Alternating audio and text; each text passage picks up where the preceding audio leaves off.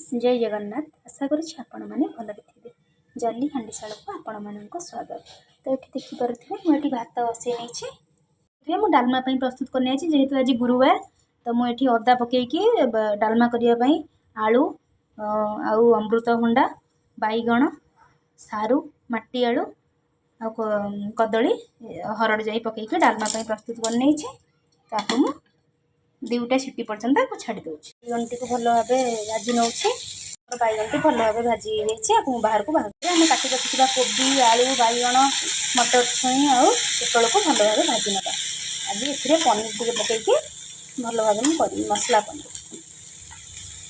भल भाव भाजी नौ भल भाव प्रस्तुत हो जाए सीझी जाइए भल भाव मुझे छुंक कर डालमा टी छुंक मारे घी टी नहीं जाइए लंका नहीं जाइए जीरा ऐड करदेगा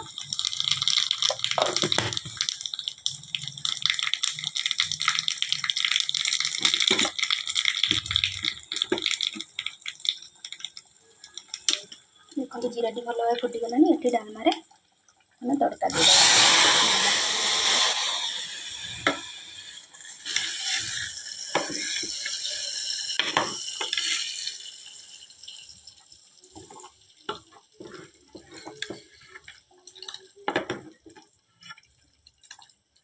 मोर डालमा टी रेडी थे किसी धनिया पत्र पकईदे मोर आलू चिप्स पूरा रेडी बाहर को बाहर कर कदली आलू भाजी नौ भल भाव आलू भजा प्रस्तुत हो जाए गरु गुड़ छुई आलू भाजी दूसरी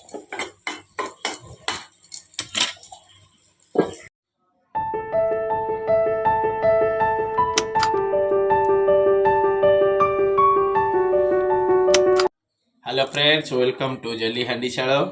आज पवित्र गुरुवार माणबसा से आज जल्दी हांडीशाल प्रस्तुत होती आमर अरुआ भात पूरा घी छुंक। आज गुरुवार माणबसा से अरुआ भात यहाँ कोबी पनीर पोटल पड़ी गोटा है आमर कदली आलू भजा पूरा देसी स्टाइल बैगण भजा कांकड़ आलू भजा अच्छी एटा अच्छी आमर टिके मूला शाग टी आज गुरुवार शाग टी निहाती आवश्यक। यहाँ हूँ बाड़िया डालमा घी छुंक बाड़िया डालमा। एबे आमे जीवा आज पवित्र गुरुवार टिके अरुआ भात सांग को टिके लेंबू मारिदवा तार मजा किसी अलग देखा। आज जल्दी हांडीशाल कि प्रस्तुत होती खाइबाटा आपण मानक निश्चय जनइबू केमिति रुह गोटे मिनिट आपण मानक जनइबू। एबे आमे सर्वप्रथमे प्रभु जगन्नाथ पाद स्पर्शरे जय जगन्नाथ स्वामी नयनपतगामी भगवती पूरा जमी माणबसा बोबाल हो पूरा मंदिर डालमा बैगण भजाटा भी मार्बलेस ता सांग को कांकड़ भजा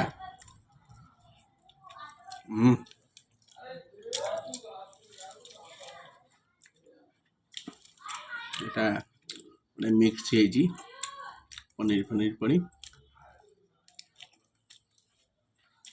फैंटास्टिक एकदम मूला शाग